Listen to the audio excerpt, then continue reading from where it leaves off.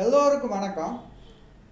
இந்த வீடியோவில் 2026 மார்ச் மாதம் 6ஆம் தேதி ஏற்படவிருக்கும் சனிப்பெயர்ச்சி பலன்கள் 12 ராசியினருக்கும் எப்படி இருக்கும். ஃபர்ஸ்ட் நம்ம மேஷத்திலிருந்து கன்னி வரைக்கும் பார்த்துருவோம். அப்புறம் துலாத்திலிருந்து மீனம் வரைக்கும் பார்த்துடலாம். நான் எப்பவும் சொல்ற மாதிரி ஒரு கோச்சார பலன்கள்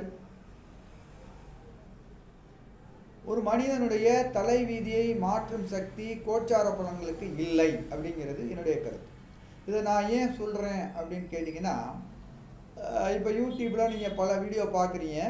பார்த்துட்டு அந்த ஜோதிடர் உன் வாழ்க்கையை மாற்ற போகுது, கோடியில் கொட்ட போகுது, புழங்க போகுது அப்படின்லாம் சொல்கிறாங்க.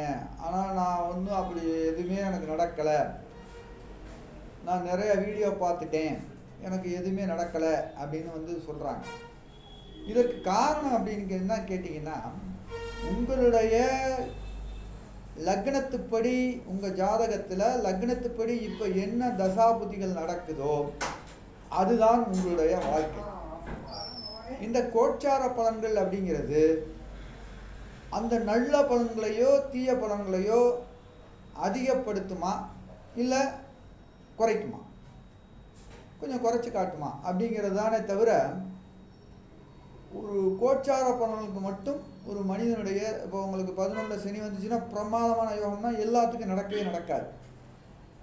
ஜாதக ரீதியாக தசாபுத்தி நல்லா இருக்கவங்களுக்கு மட்டும்தான் இந்த 11 சனி, 5ல் குரு உச்சம், 2 5 7 9 11 குரு, 3 11 சனி அப்படிங்கிறதெல்லாம், 3 6 10 11 இருக்கிற சனி நல்லது பண்ணும் அப்படிங்கிறதெல்லாம் உங்களுடைய ஜாதகத்தோடு இணைத்து நீங்கள் பார்க்குறப்ப தான் பலன்கள் துல்லியமாக வருமே தவிர, ஒரு ஏன் இதை நான் சொல்கிறேன்னா, நிறைய பேர்த்துக்கு இந்த கோச்சார பலன்களை நம்பிக்கை எல்லாம் போயிடுது. ஆனால் அந்த ஜோதிடர் உனக்கு கோடியில் கொட்டுனாரு, எனக்கு எதுவுமே இல்லைப்பா, நான் கஷ்டப்பட்டுக்கிட்டு இருக்கேன் அப்படின்பா. ஜாதக ரீதியாக அவங்களுக்கு 6க்குரிய திசையோ 8க்குரிய திசையோ 12க்குரிய திசையோ நடக்கும். அதனால் இதை ஏன் நான் ஃபஸ்ட்டு இதை சொல்கிறேன் அப்படின்னு கேட்டிங்கன்னா, ஒரு கோச்சார பலன்களில் உங்களுக்கு அதிக நன்மையான பலன்களை சொல்லியிருந்தாலும் தீமையான பலன்களை சொல்லியிருந்தாலும் உங்களுடைய ஜாதகத்தினுடைய தசாபுதிகளுக்கு தகுந்த மாதிரி அந்த நன்மையோ தீமையோ நடக்குமே தவிர, தனியாக ஒரு கோச்சார பலன்கள் ஒரு விதியை கண்டிப்பாக மாற்றவே மாற்றாது. இது என்னுடைய 30 வருட அனுபவ கருத்து. அதுவும் இல்லாமல் இந்த சனிப்பெயர்ச்சி நடந்து கரெக்டாக 3ஆவது மாதம் ஜூன் மாதம் 2ஆம் தேதியிலேயே குரு பயிற்சி நடக்க போகுது. அப்படிங்கிறப்ப உங்களுக்கு இந்த சனி நன்மை செய்கிற அமைப்புகளுக்கு அதிகமாகவும் தீமை செய்கிற அமைப்புகளுக்கு குறைவாகவும் செய்யப்படும்.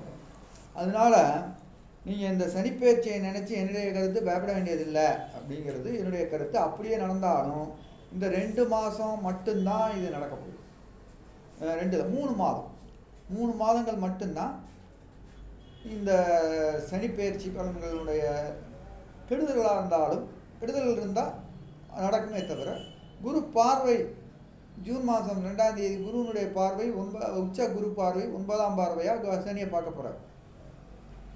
இன்னொரு விஷயம், இந்த வாட்டி சனி எங்கே போகிறாருன்னா கும்பத்திலிருந்து மீனத்துக்கு போகிறாரு. மீனம் அவருக்கு நட்பு வீடு வேற.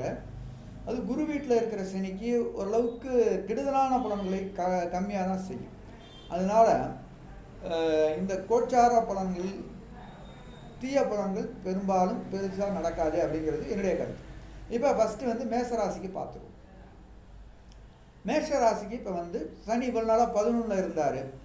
இப்போ அது பார்த்தீங்கன்னா நீங்கள் ஆராய்ச்சி பண்ணி பார்த்தீங்கன்னா 11ல் ஒரு 50 லட்சம் பேருக்கு சனி மேஷராசிக்காரர்களாக இருந்தால் 50 லட்சம் பேருக்கு 11ல் தான் சனி இருந்திருக்கும்.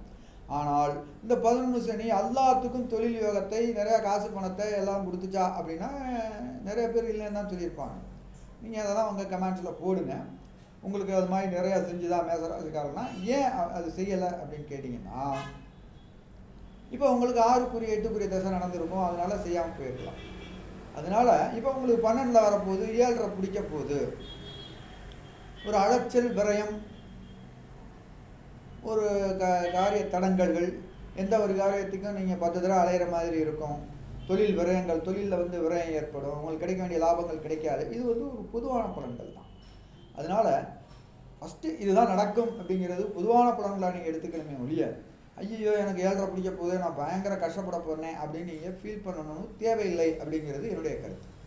அதனால் உங்களுக்கு விரயச்சனிங்கிறது ஒரு அலைச்சல், விரயம், ஒரு நிம்மதியாக தூக்கம் டிஸ்டர்ப் ஆகும், தூங்க முடியாது, இந்த மாதிரி விஷயங்களை தரும் அப்படிங்கிறது என்னுடைய கருத்து. இப்போ ரிஷபராசிக்காரர்களுக்கு என்ன செய்ய போகுது அப்படின்னா, அவங்களுக்கு ரிஷபராசிக்காரர்களுக்கு வந்து 10க்குரிய சனி 11ஆம் இடத்துக்கு வரப்போகிறாங்க. நல்லா இருக்கும். 9, 10க்குரிய 11ல் இருக்கிறது பெரிய யோகத்தை கொடுக்கும். தொழிலில் நல்ல முன்னேற்றம் கிடைக்கும். நீங்கள் எந்த காரியம் தொட்டாலும் ஜெயிக்கும், நிறையா லாபங்கள் கிடைக்கும். இப்போ ப்ரொமோஷனை எதிர்பார்த்துருக்கிற ரிஷபராசிக்காரர்கள்லாம் ப்ரொமோஷன் கிடைக்கும். இது மாதிரி வந்து ஒரு நன்மையான பலன்கள் தான் கொடுக்க போகிறாரு.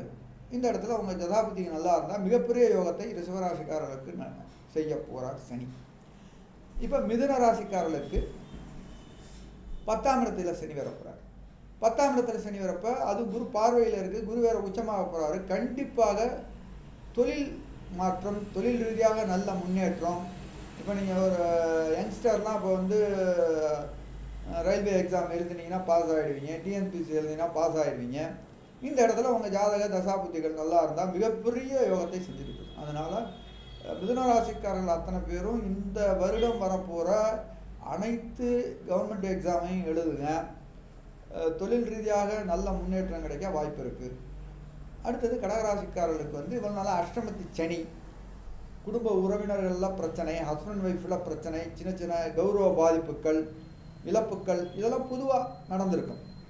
இனி வந்து அவங்களுக்கு அந்த அமைப்புகள் இல்லை, கெடுதல் இருக்காது. ஹஸ்பண்ட் பிரிஞ்சிருந்தால் கூட இப்போ ஒன்று சேர்ந்துருவாங்க. ஏன்னா 7க்குரியவன் வந்து 9ஆம் இடத்துக்கு வரப்போறாரு. அப்போ அவங்களுக்குள்ள அந்த ப்ராப்ளம்ஸ் எல்லாம் இருக்காது. உறவினர்களில் பிரச்சனை வந்து அதுவும் தீர்ந்துடும். அதனால் கடகராசிக்காரர்களுக்கு 9ல் சனி வர்றது நல்லது தான். இப்போ சிம்ம ராசிக்காரர்களுக்கு 6, 7க்குரிய சனி 8ல் போய் மறைய போகிறார். இப்போ 7க்குரியவன் 8ல் மறையிறது ஹஸ்பண்ட் ஒய்ஃபுக்குள்ள மிஸ் அண்டர்ஸ்டாண்டிங் கண்டிப்பாக வரும். ஆனால் 6க்குரியவன் 8ல் மறைகிறது விபரீத ராஜயோகத்தையும் கொடுக்கும். ஆக என்ன அப்படின்னா, பொதுவாக சொல்ல பலன்கள் என்னென்னா, உடல்நிலையில் கவனமாக இருக்கணும். ஹஸ்பண்ட் ஒய்ஃபுக்குள்ள ஈகோ பார்க்காம கொஞ்சம் விட்டு கொடுத்து போகணும். சின்ன சின்ன கௌரவ பாதிப்புகளை கொடுக்கும். அதனால் முடிந்த வரைக்கும் நம்ம வேலை உண்டு வெட்டி உண்டு இருந்தீங்கன்னா எந்த பிரச்சனையும் வராது. இது வந்து உங்களுக்கு ஜூன் மாதம் குரு பார்வைக்கு அப்புறம் பெரிய அளவுக்கு அந்த ப்ராப்ளங்கள் இருக்காது. குரு ஜூன் மாதம் 2ஆம் தேதிக்கு அப்புறம். அதனால் சிம்மராசிக்காரர்கள் உங்கள் ஜாதகத்தை ஒரு தடவை பார்த்துக்கிறது ரொம்ப ரொம்ப நல்லது. உங்கள் ஜாதகத்தில் சனி திசை, சனி புத்தி நடந்தால் இந்த பலன்கள் கொஞ்சம் அதிகமாக இருக்கும். அடுத்தது கன்னியா ராசிக்காரர்கள். இப்போ கன்னி ராசிக்காரர்கள் எடுத்துக்கிட்டிங்கன்னா, அவங்களுக்கு வந்து 5, 6க்குரிய சனியாக இருக்கிறது 7ல் பிறப்பறாங்க. 5க்குரிய சனியாக இருந்து 7ல் இருக்கிறது நல்லது தான். ஆனால் 6க்குரிய சனியாக இருந்து 7ல் இருக்கிறது நல்லது அல்ல. இப்போ 6க்குரியவன் 7ல் போனால் ஹஸ்பண்ட் ஒய்ஃபுக்குள்ள சின்ன சின்ன மிஸ் அண்டர்ஸ்டாண்டிங் வரும். ஈகோ பார்க்காம விட்டு கொடுத்து போகணும். இதுதான் இந்த மாதிரி கெடுதலான பலன்கள் தான் உங்களுக்கு இருக்கும். இந்த இடத்துல உங்களுக்கு சனி திசை, சனி புத்தி எதுவும் நடக்குதா, இல்லை 6, 8க்குரிய திசை நடந்தால் இந்த பலன்கள் அதிகமாக இருக்கும். அதுவும் ஜூன் மாதம் 2ஆம் தேதி வரைக்கும் தான். அதுக்கப்புறம் அந்த கெடுதல்கள் உங்களுக்கு இருக்காது. ஆக நான் என்ன சொல்கிறேன் அப்படின்னு கேட்டிங்கன்னா, இந்த கோச்சார பலன்கள் வந்து ஜாதகத்தோடு இணைத்து ஒரு தடவை பார்த்துக்கங்க. மற்ற யூடியூப் வீடியோவை பார்த்துட்டு ஐயோ எனக்கு பெரிய கெடுதல் வரப்போகுது அவர் சொன்னார், இல்லை நன்மை வரப்போகுது அப்படின்னு பெரிய கற்பனை கோட்டையெல்லாம் கட்டாதீங்க. உங்களுடைய ஜாதகம்தான் இந்த கோச்சார பலன்களை முடிவு செய்யுமே தவிர கோச்சார பலன்கள் உங்கள் வாழ்க்கையை முடிவு பண்ணவே பண்ணாது. என்னுடைய வீடியோக்களை நீங்கள் தொடர்ச்சியாக பார்க்கணும்னா YouTube SARANI Sarani, Facebook SRI Sri search பண்ணுங்கள். சாரணி ஸ்ரீ அஸ்ட்ராலஜி டிவின்னு வரும். மறக்காமல் சப்ஸ்கிரைப் பண்ணிட்டு பாருங்கள். அதில் ஒரு 750 வீடியோக்கள் இருக்குது.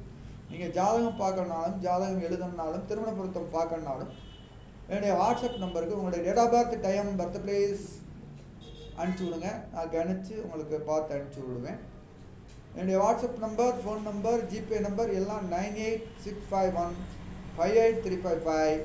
இந்த நம்பரை தொடர்பு கொள்ளுங்கள். மற்றொரு வீடியோ நான் சந்திக்கிறேன். நன்றி, வணக்கம்.